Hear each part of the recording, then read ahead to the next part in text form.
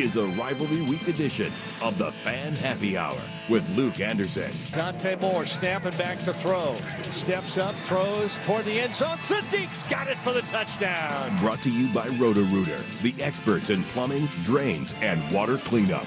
Oregon versus Oregon State. We don't need any extra motivation to come in and want to whoop your ass. It's Rivalry Week on the Fan Sports Network. 105.1 FM, 1080 AM, and the Odyssey app. Hey!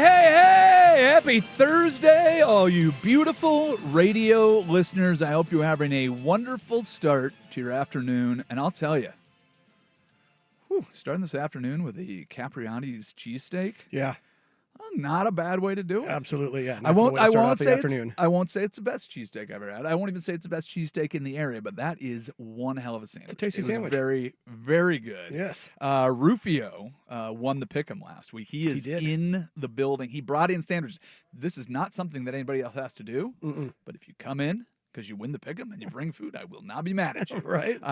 Very, very good. We mentioned my favorite cheesesteak in the area, Philly Bilmo's. A friend of mine goes, hey, we need to go to that. He never makes any comments on the show. Never says good show, nothing like that. But he sends me immediately after we had the conversation. There he goes, we should probably plan on going there. And then I mentioned, I was like, well, Souk said I have to get the roast pork. He goes, I've looked at that. That was pretty good. Yeah. Pretty good. All right. It's Rivalry Week, Jeff. It is. Did you know that? Should we talk about the rivalry game? Probably at some point. Who do you think is going to win? Really? Yeah. Washington State. Oh, yeah? Yeah. So, Ducks Beavs, who you got? Ducks. Me too. Okay, Yeah. Cool. So we talked about that. Yeah. Cross that off. off. The Apple Cup. Cross that off our to-do list. Who do you think is going to win the Apple Cup? Washington. Okay, moving on. There we go. All right, so we did that. We checked the list. It's Rivalry Week. Congratulations. We got that out of the way.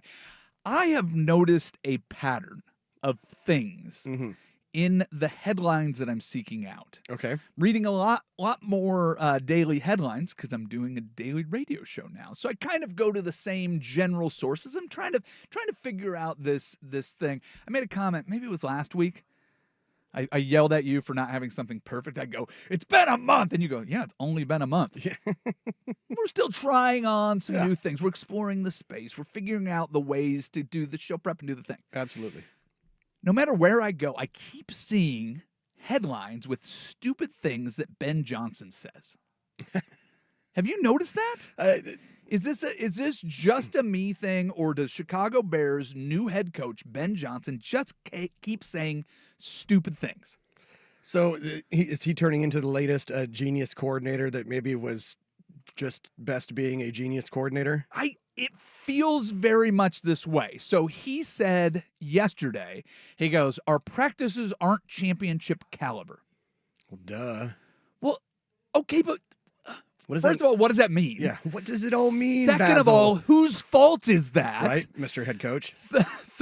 Third, how many different ways can it be interpreted? So you're the one saying it, going, I don't think it's championship caliber. First of all, I know you were the coordinator with the Lions. I don't remember them winning a championship. No. So do you even know what championship practice looks like? I haven't looked at his whole resume to see if he was ever a grad assistant for the Chiefs or a water hydration coordinator for Alabama. I don't know that he's been on a championship staff, but in his most recent position, they did not win a championship. Right. He is an emerging star from the offensive side of the ball. You go out there, your job is to make it championship caliber practice.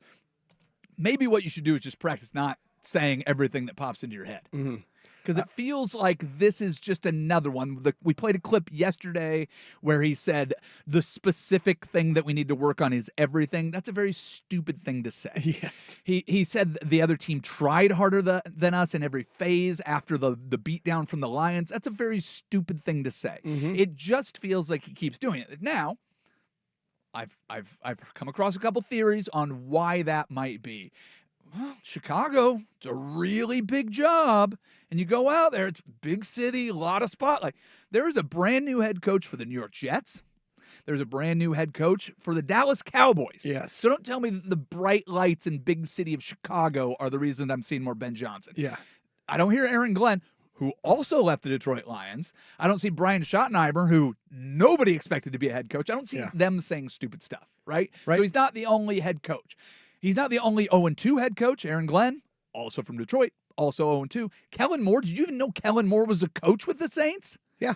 You haven't even heard a word from him, though. Nope. Like, you knew it because you're obviously smart sports guy. Right. But you would, like, there hasn't been a whole lot of, well, Kellen Moore's in over his head. Spencer Rattler is quarterback. The Saints are a mess, and everybody knows it. It's going to take him time, so he's keeping his head down. He's not saying anything. The other theory, well, you got Caleb Williams, first overall pick. You got to make that work. You're a Jags fan. Yeah. Liam Cohen inherited a first overall pick. Yep. And that guy had a big regression year. Is it probably maybe not the exact same thing? Uh-huh. Maybe Trevor Lawrence is not as polarizing as Caleb Williams, but that's a pretty big job. Yeah. Going in there and being the next guy in line to try to save a guy that has as much or more potential than Caleb Williams. Right. So I don't think it's just the quarterback. I've kind of gone through it from a couple different angles. It feels very much like Ben Johnson just can't get out of his own way. And as far as You with me? you know, absolutely. And as far as a championship history with Ben Johnson, Oh, here we go. he started out in college, spent a couple of seasons in Boston College. Did they win a national championship? What year did Boston College win their national championship that they never won? Pretty sure it was That they never won? Yeah, that they never won. What year was that? exactly. Okay, so no championship. Right. Then Okay. it was on to the Miami Dolphins from 2012. Oh, I thought you were going to through say 70. Yeah, right. Okay, so from no. 2012 through 2018. Not a lot of winning there. Then went to Detroit in 2019. And Detroit, if I recall, has never played for a Super Bowl. Right. And Okay. now on to the Chicago Bears. So shut up, So, yes. Ben Johnson. Can you get out of your own way? Championship pedigree. Well, they're looking for championship caliber practice. Yes. Practice. And this I don't want to take shots at Dan Campbell.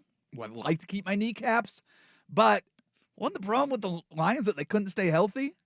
Wasn't the idea behind the Lions that every play would be played with veracity, every play at practice, every snap in the game, everything will be nothing but anger and force and get after it. And then their entire team crumbled. Yes. Into little piles of dust where men once stood because they may have ground down a little bit too hard. So I think if you're looking for a guy that is going to be the first of this new batch of head coaches to disappear, it's usually the one that's the loudest or the one that we're seeing the most of. Not a great look for this guy. So just a pattern that I've been recognized. So if you are a Bears fan, congratulations. You picked the wrong quarterback, followed up by picking the wrong head coach.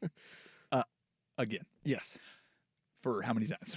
Yeah. I don't know. What, Ryan Poles? It seems like he has been making the wrong choice every step of the way since he's been there, but at least they extended him. Well, I think the next firing is everybody goes, and we'll see. We'll see what happens. I could be wrong. I mean, I've already predicted that the Miami Dolphins would be a train wreck before the season even started. So far, so good. So far, so good. This one feels pretty bad too. Yes. All right. Yeah. All right. Sorry to dump on Bears fans immediately out of the gate during a rivalry week. Who's gonna win? Huh? Who's gonna win? Ducks. Yeah. Okay. Yeah. Let's do some in case you missed it. All right, NASCAR legend Tony Stewart will race against his wife, Leah Pruitt, in an NHRA Top Fuel race in 2026, continuing his drag racing career for Elite Motorsports. I must say, this is a lovely story, and I'm sure the racing community is very excited about it, but news outlets should be a little less misleading with their headlines. I was very excited when I saw, can't wait to see Tony Stewart and his wife in drag together. Honestly, I didn't even know Tony Stewart was still a thing. Well, yeah. And somebody married him. Right? I mean, look, there's all kinds of things about Tony Stewart that I don't know, but if he showed up in drag, would you take a look? Like, if that was a thing? I mean, Yeah, let's go. a little bit of a double take there. Yeah. Any professional athlete all of a sudden is on RuPaul's Drag Race. Yeah. It's like, let's go. They go on Dancing with the Stars. How come they don't go on Drag Race? Right. Come on. It's 2025. People, get with it. Lighten up. Unsigned NBA free agent Ben Simmons denied retirement rumors on Instagram despite speculation fueled by his off-season activities and recent professional setbacks. He said, if I didn't play when everybody was expecting me to, why would I retire when everyone is expecting me to? Is it cheap shots to make fun of Ben Simmons, or No. is it required? That's Required. Okay. yeah. I just want to make sure I'm doing the right thing. Listen, sometimes I put my head down a little too much, and I'm like, well, this seems pretty easy. He's got it coming. Okay. I saw an article that said Kawhi Leonard's Clippers scandal involving the off-the-books payments from team partner exposed the, and I'm going to use quotes here, myth of fairness inherent in the NBA's salary cap. Okay. The myth of fairness probably also revealed the myth in fairness in the NBA as a whole, and the business of sports and business as a whole and life as a whole. Guess what, people? Life isn't fair. Shut up, Pablo Torre. Take your stupid Harvard degree and go do something good for the world with it. I don't care if athletes cheat. It's fine. What? Who? Come on. Come on. I care if they cheat. Why? Why? Because integrity of the game. Point. Okay, let's play a fun little game. Let's go through and show me undeniable evidence of integrity of the game being a thing, and I'll go and pull all the undeniable evidence of cheating in sports, and we'll see who fills a list first. Do you want to do that? Yeah. Yeah. All right. Okay. Tell Well. when you hear integrity of the game, what's the first thing that you think of? Not cheating. Yeah. Well. Okay. But what's the moment? What's the time? Because if I think of cheating in sports, I think of the Astros, the home run chase, Lance Armstrong. I think of every cycling race before Lance Armstrong because I read the book about that one. The baseball I think of steroid era. Well, that's what the home run race with all the steroid era of baseball. You think of the cocaine era of baseball, the amphetamines era of baseball, the uppers era of baseball, the pre-uppers upper era of baseball. Like, it's just... It goes on and on. So give me the pure moment where it's for the love of the game, for the integrity of the game. What's your one example that you got? Okay, that's what I thought. Speaking of integrity of the game, Wofford's men's basketball team faces a risk of not fielding a team this season after the sudden firing of its coaching staff led to players' ineligibility and potential transfers. My big question is, how will Isaac and Suk ever fill their segment, Wednesday's Warm Wofford Walnuts, if the Terriers aren't playing hoops? Does that sound like... The first thing I thought of was like, that sounds like an Isaac and Suk segment. Yeah, right, yeah. Okay, all right. Miami Hurricanes, this is finally, in case you missed it, the Miami Hurricanes have received $1.8 million in donations to erect on-campus statues of Heisman Trophy winners Vinny Testaverde and Gino Torretta. $1.8 million for two statues? I can save you a bunch of money. Nobody even knows what Gino Torretta looks like. Just hire the guy that did Ronaldo's statue. It'll save you tons. Can we just do that? If I lined up 6 people that look like they could play quarterback, could you pick out Gino Torretta? Probably not, no. Okay, that's what I thought. Yeah. My favorite thing about Vinny Testaverde, though, is I don't know if you watch the Heisman ceremony every year. They always bring back the former Heisman winners. Right. You know who won right before or right after? I think it was right after Vinny Testaverde. Yeah. And they stand next to each other. They stand in order of what they do. Gotcha. Doug Flutie. Oh, nice. Do you know how different the size of those two men is? I could only imagine. It is like taller, wider. It's you've heard the Doug Flutie and the testosterone commercials or whatever, where it's like Nugenics or whatever it is. Right. Like, I feel like Doug Flutie takes whatever pill he thinks is. He's, like, this is going to make me big and strong. Yeah. And he just hopes he turns into Vinny Testaverde. Exactly, yeah. I think that's what they're trying Seeing to them sell. side by side, it's like Arnold and DeVito and twins. It's like, have you ever seen Mark Ingram stand next to Derrick Henry? No. That's another very, very good one. Mark Ingram about this big. Yeah. About fits in like a large suitcase that you would take on an airline flight. Derrick Henry does not fit in doorways. It's two different things. Yeah. All right. I've vamped a little longer than I needed to. Let's move to the Daily Buzz. We do it next. This is Happy Hour on 105.1 The Fan. New owners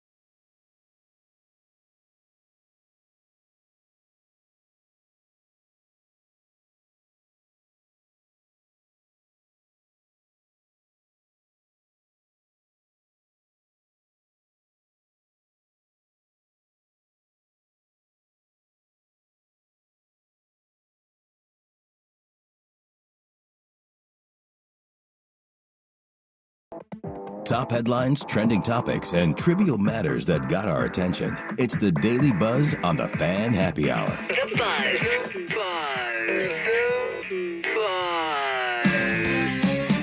Here's your host, Luke Anderson. Mariners have already won today. I was going to have to start the show with talking about the loss from yesterday, so we will still do that. So yesterday, Mariners lose 5-7 to the Royals at home, but I do want to at least point out the silver lining on that. So if you did not watch the game and you're only checking scores and seeing what's going on with the Mariners, like I imagine Jeff Russ does, what you need to know about yesterday. I actually did watch some last night. Ooh. Yeah. Do you know what I'm going to talk about then? You know what my silver lining is for the Mariners? No, I don't. Eugenio Suarez was 0 for 33 going into last night's game. He is still hitting 185. Last night, not only does he have the 2-run home run, he went 4 for 4 yesterday. So There we go. That has to make you feel pretty good. So There we go. And I told you this yesterday. We talked about this yesterday. Yes, optimism. You expect your team to win every game. Look, it's baseball. You're not going to win every game. No. I knew this streak was going to come to an You're end at lucky some to win point. 60% of them. Hey, amen to that. They're already winning 70% of their games in September. We talked about all this yesterday. Yes. So losing last night was not the worst thing that happened in the world, but I told you, need to win this series, need to win the next series. So then coming into today, you get the matinee game in Kansas City. The Mariners take care of business.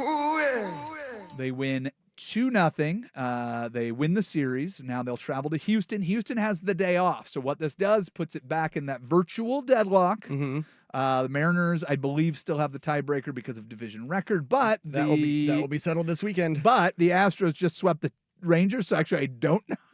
I don't know, but I believe that the Mariners would go into it. The standings haven't updated for me, at least where I'm looking. But They have here. They currently have the Astros listed in the wild card race on ESPN. Sure, Not the Mariners. Again, Yeah. Who cares? Because they play Yes. starting tomorrow, which is fantastic. So today's game, it was a combination of Jorge Polanco, who has been like scorched earth. Like he's hitting over 400 in the last month. Nice. He has been awesome. And then JP Crawford. So the way that I'm watching the Mariners is just going, all right, can we get all systems go? Like if you can get everybody going, the 10-game win streak was awesome. Yeah. Your third baseman did not hit a baseball.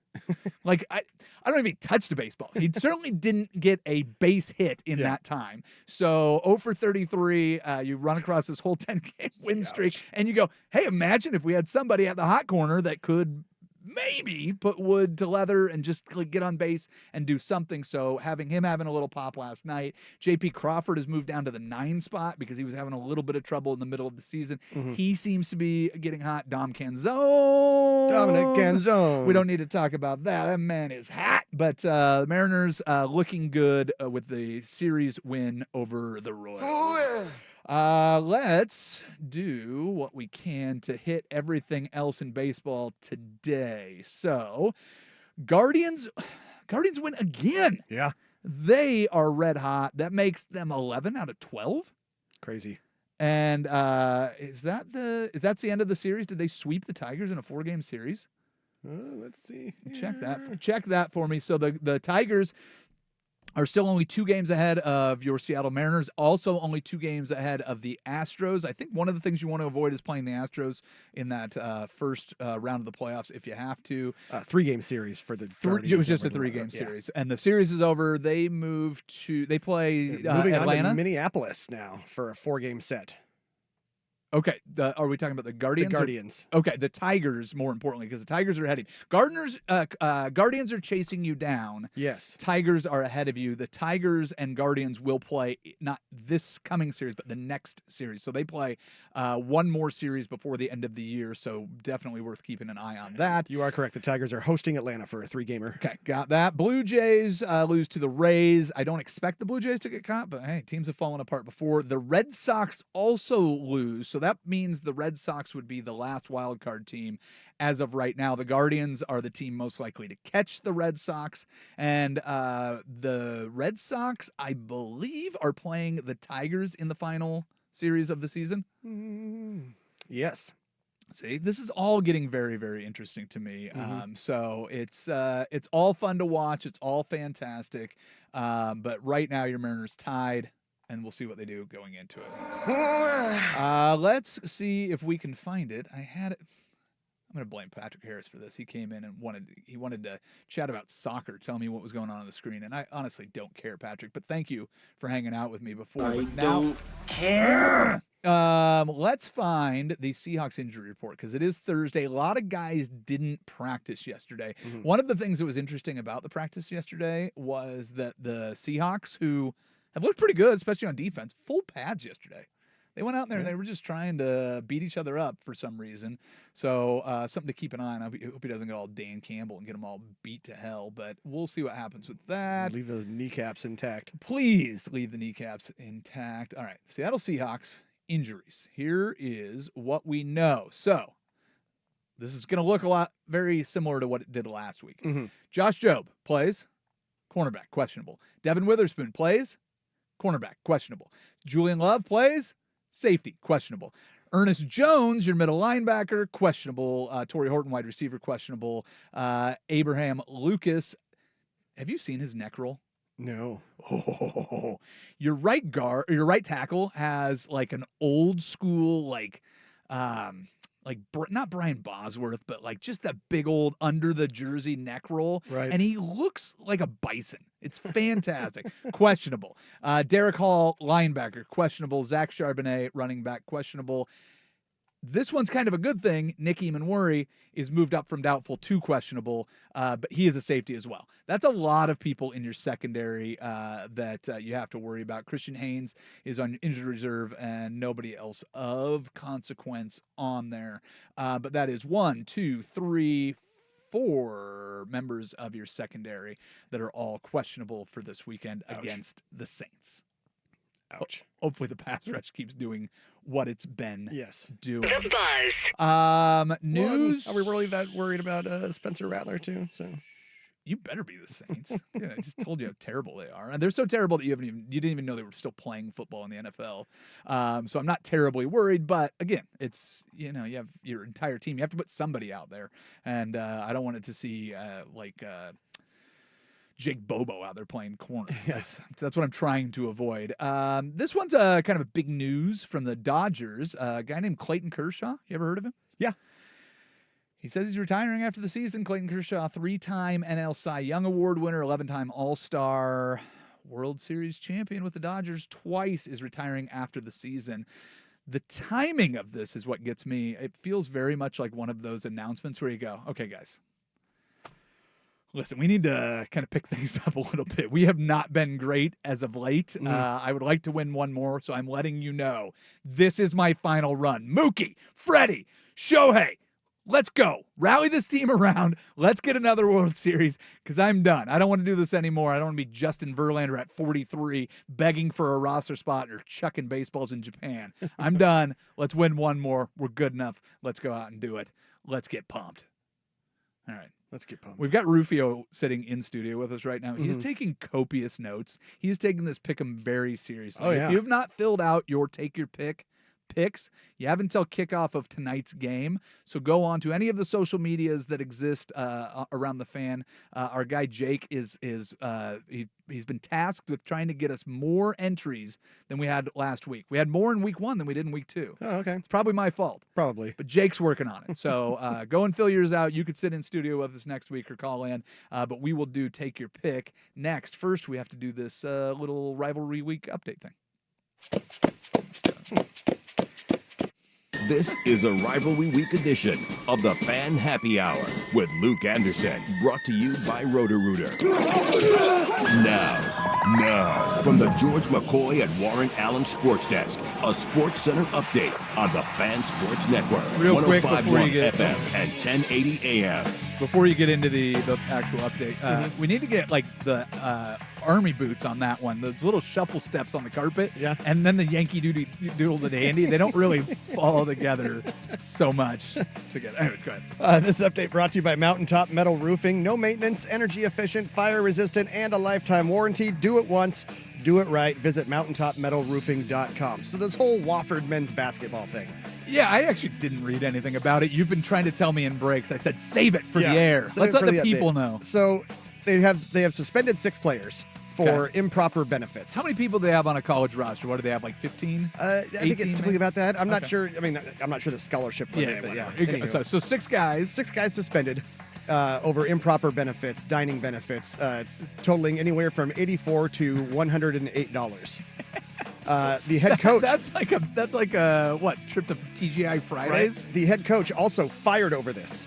Over this Really? incident, yes. So what happened was these 6 basketball players, they were told that they were going to be moved into the upperclassmen dorms for this year at school. When they got to school, they were told, nope, sorry, you're going to be in the underclassmen dorms, which apparently don't have an ensuite like the other ones. Okay. So the coach came to them and said, hey, if you guys want, I'll go to bat for you.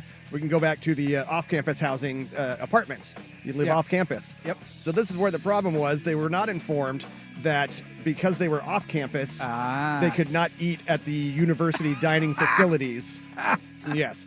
They were also forced to break their lease earlier this month and move back onto boy. campus. So it's because they ate at the dining hall when they lived off campus. I made the joke that what did they go to TGI Fridays? I bring that up for good reason. I was at TGI Fridays, and I can't remember if it was in Vegas or in Los Angeles. But do you remember Bruce Weber? Yes. Yeah, Bruce Weber was doing a recruiting visit. He was sitting there with some, potential Illini star back when he was coaching for Illinois. And he was sitting there, and I was like, is that Bruce Weber sitting there? And I just kept doing a double take. And my wife, I don't know if we were dating or married at the time, and she just goes, who? I go, the coach of Illinois. She goes, I don't care. Yeah. I'm like, oh, never mind. So I kind of had to let it go. But yeah, so I was very intrigued for a moment. More sports scores and stories in 30 minutes. I'm Jeff Brust from the George McCoy at Warren Allen Sports Desk. Hurting missing work, insurance companies acting like jerks. Don't call your mom. Call George McCoy at warrenallen.com. The home of the Fan Happy Hour with Luke Anderson. Weekdays 2 to 3. The Fan Sports Network. 105.1 FM and 1080 AM.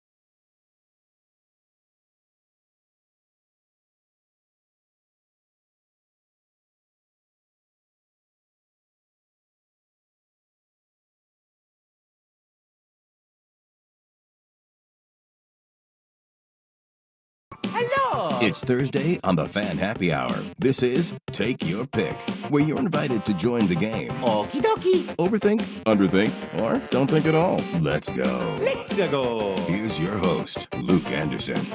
All right, ladies and gentlemen, if you'd like to play along with the show, this segment, Take Your Pick, every Thursday we're picking the entire NFL slate. It is interactive. I'm sending out results to anybody that's picked so you can go and see how you're doing against everybody else that played. It is a ton of fun, but don't take my word for it. In studio, we have Rufio. You've been playing, I think, every week since we started doing this stupid thing. Every week, yeah, didn't miss a week so far. There you go. So congratulations on winning 15 out of 16 games. Do you have a special technique you use for picking games that people can steal? Dartboard. Hey, there you go. All right. Well, hey, nothing wrong with that. Well, we'll send it over to our master of ceremonies, Jeff Rust, if you want to start our games. Go ahead. So we're going to start out with tonight's game, 0-2 Miami at 2-0 Buffalo, 5:15 kick. That's on Prime Video. The Bills currently 12.5-point favorites. Yikes. If Thursday night football wasn't bad enough, right, that you get this matchup. Rufio, who you got? I mean, the line opened up at 11.5. The public came in. I think it went down to 10.5 at one point. We're back up to 12.5. Mm-hmm. I still think that's too low. Yeah. The Dolphins have looked awful. So you're taking the Dolphins? Yeah, right. I want to be back in here. Oh, okay, yeah. Okay, all right. Yeah. Well, I mean, pretty obviously, everybody's taking the Bills on this. If you do any straight up, absolutely. But I think I'd even still take the Bills with the 12.5. That's pretty safe too. I think the funniest thing is if you look up anything on this game, the only thing that you find is how hot is the seat for Miami Mike McDaniel. Yeah, That's right. the only thing. Does he have how about this? Does he have a job next week when we're doing this? Ooh, that's a better question. I know, that's why I'm asking you. I bet you if they go out, they get blasted by 4 or 5 touchdowns. They probably tarmac him. Tarmac him.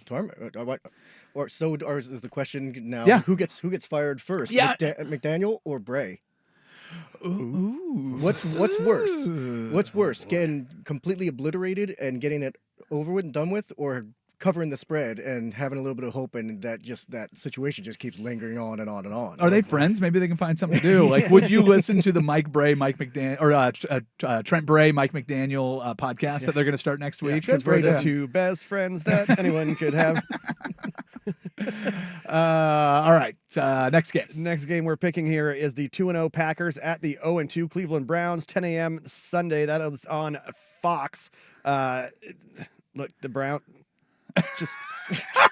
Do I need to say anything other than the Browns? So, I'm taking the Packers, please. Okay, I think that's fair. I assume the same for you, Rufio. Oh, yeah. Yeah, this is they're what? They're 8-point favorites right now?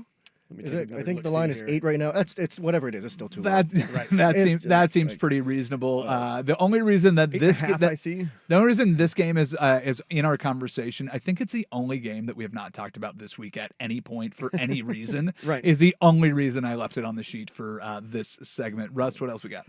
So coming up next is what do we got here? Houston Texans 0-2 at my 1-1 Jacksonville Jaguars. That's at 10 a.m. also, a CBS game. Jacksonville, actually, they are a favorite, if I remember correctly, in here. So I think it's only like 1.5. But anywho, yes, 1.5-point favorites at home. So that means that basically they are a dog because you always give them 3 points for the home field. But I'm still going to take Jacksonville. I think maybe this week is when that Trevor Lawrence and Liam Cohen connection finally starts to gel a little bit. Ooh, is that a song that you're working on? A little yacht rock tune under it?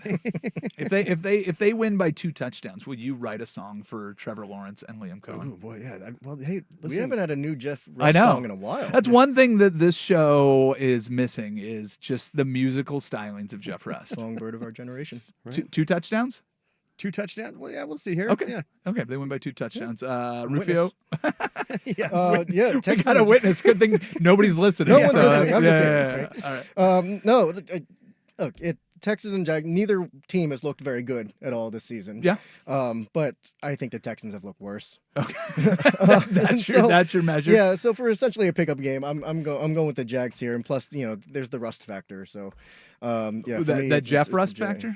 Yes, the Jeff. Sorry, to clarify, the Jeff Rust. Yeah, factor, absolutely. Yeah, All so I'm right. going Jags here. All right. You know what? I'll take the Houston Texans just to go against you two. Because Well, and also the Texans kind of had me confused this past Monday night, yeah. right? Yeah. Because we talked about this a little bit Yes. before the show. Yeah. Right. Well, before You thought you picked Houston because I may have misspoke, which has not been verified. So let's just not go too far on we can that. check the tape.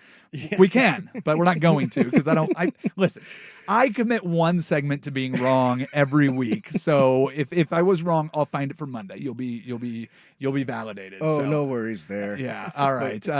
Jeff, what else we got? The 0-2 New Orleans Saints at the 1-1 Seattle Seahawks. 105 on Sunday on CBS. Also on the fine airwaves of the Fan Sports Network. Coverage starts at 11 a.m. We have to get our Seahawks game in here just for that. And you know I'm picking the Seahawks. Do you guys need a reason why? It seems pretty obvious. It's pretty obvious. Okay. to me, All right. yeah. Well, then I will save my breath. Let's The go reason is the Saints. Yes, there you go. It definitely is. Couple more games that will hit. What are they, Mr. Rest? 2-0 Arizona Cardinals. I know. At Do you want to check? Do you want to check and see who they've played so far? yeah, sure. Give me a sec. No. I can. At the 49ers, they're also 2-0, 125 on Sunday on Fox. Sorry, that caught me off guard. I did not expect. These two teams have both beaten the Saints. Okay. And I think the Cardinals' other game was Panthers? Oh, Panthers. Okay, Panthers. yeah. There you go. So there we go. So 49ers beat the Seahawks and the Saints. Cardinals beat the Saints and the Panthers. Mm-hmm. So my question is, are these 2-0 records inflated because of that, or are these actual good teams? But Rufio, who you going to make as your pick? Well, yes. Yes, they're overinflated? Yeah, and just because of who they've played. But for me, the 49ers offense is struggling a little bit to find a rhythm. Well, Mac Jones. I mean, come on, let's go. And then the Cardinals defense is really interesting. And I really like what they're doing. And I think it's really underrated. They're flying under the radar. And I think that has the advantage here. I'm all over the under for this game. Okay. But I'm going to go with the Cardinals. Here's the interesting thing about the Cardinals is, do you know how many passes Marvin Harrison Jr. has got? Ooh, the way you're framing that, I'm going to go with. Oh, I was going to say 0. But it's like, but in 2 games, Yeah. he's got 4 passes. Maybe it's 4 targets. But he has not gotten the ball very much at all. And then we had the first segment about people saying stupid things. Mm-hmm. You know what he said? It's all about the team. We're 2-0. Sounds like a smart guy. no, yeah. But, your dad's a Hall of Famer. You learn some etiquette and like Little the bit of right coach thing to speak. say. Yeah. But it's coach speak is a thing for a reason. Stick Right. with it. We're Exactly. 2-0. It's Fair all about the point, fair team. point. So the Cardinals go to 3-0 is my pick because the same reason I pick the Seahawks to win every game is the same reason I pick the 49ers to lose every game. I didn't pick them to lose against the Saints, but with any reasonable justification to do so, I'll pick the Niners to lose. So Gotcha. Take that, Cardinals. Well, for me, whether it's McEnroe Jones You cannot be serious! or Brock Purdy, I'm still taking the 49ers because I never trust the Cardinals. Fair enough. I think we got one more here. Monday night, Detroit 1-1 at the 1-1 Ravens. 5:15 kick on Monday. That's on ESPN and ABC. After that offensive explosion from the Lions last week, I'm gonna stay there. Oh, staying with the Lions. staying with the All right, Lions. Rufio. They convince you too? No, Oh. but they weren't for being a high-powered offense. I could see them putting up some more points this week, especially because the Ravens secondary is so banged up, and there's some dysfunction in terms of coordination on the back end of that defense. Like, let's see here, the Lions put up 52. Yep. This past week, the Ravens put up 41. Yeah. Against the Bills, right? Well, and that's the difference is who did the Lions put up 52 against? The Bears. Okay, right. But, Yeah. So at the same time, though, everyone needs a tune-up game every once in a while, course, right? And the Bears just happen to be the I guess the whipping boy for most of the NFL or most of every team that they're going to play so far. Yeah. I think that it basically comes down to the Ravens defense being a little bit better. I think it's going to end up being the Ravens on top. Definitely taking the over Yeah. on this as well. And do you want to save the points, or do you want to score now? Or you save the No, points for later? save your points. We don't want people to get an advantage on the tiebreaker over you. The Okay. points there are just for tie-breaking purposes if people end up with the same amount of points. I'm going to go with the Baltimore Ravens in this one. I just feel like they've been a little bit more battle-tested already this year when you start off with the Bills in that game. I think that they're probably closer to mid-season form where the Lions Well, you have to be kind of against Josh limp. Allen. Yeah, well, I mean, amen. But you limp out of the gate as the Lions, then you get a big game coming back. I think they're still settling in. They still have two new coordinators. This is only game 3. The Ravens and Lions, were a popular Super Bowl pick most of the year last year. So I wouldn't be surprised if you see them both at the end of the season. But I think the Lions have a little bit more to adjust to, where the Ravens are ready to win now. Cool. All right, that's it. Rufio, you want to stick around one more for the road? Why not? All right, you're welcome I'm to here. stay. One more for the road. We do it next. It is the Fan Happy Hour on 105.1 and the Fan Sports Network.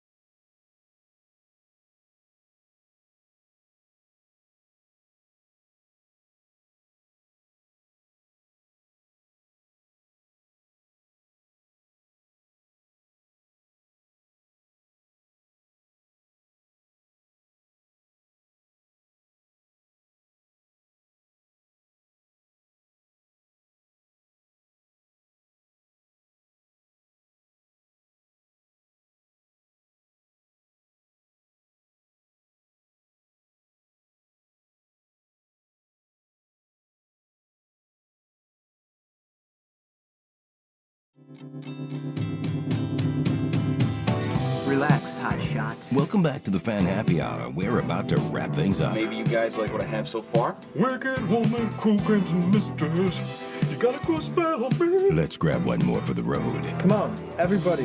Everything's smooth. Here's Luke Anderson. All right, Mr. Rust, what are the people saying out there? How did they think Rufio did? There's a lot of trash talk. If it's bad about him, don't say it on the air. I think some of the sentiment of how Rufio did might be summed up by his own comment that he typed in while he's been sitting in the studio. Oh, I've been farting up a storm and nobody has noticed yet. I got my nose broken a couple times, and that chair is made to absorb the farts. So I think you're safe there. Remember that's a souk chair, dirt chair, meringue chair. So yeah, it's specially engineered. Oh yeah, it was still warm when I sat down. Oh, I'm sure it was. I'm sure it was.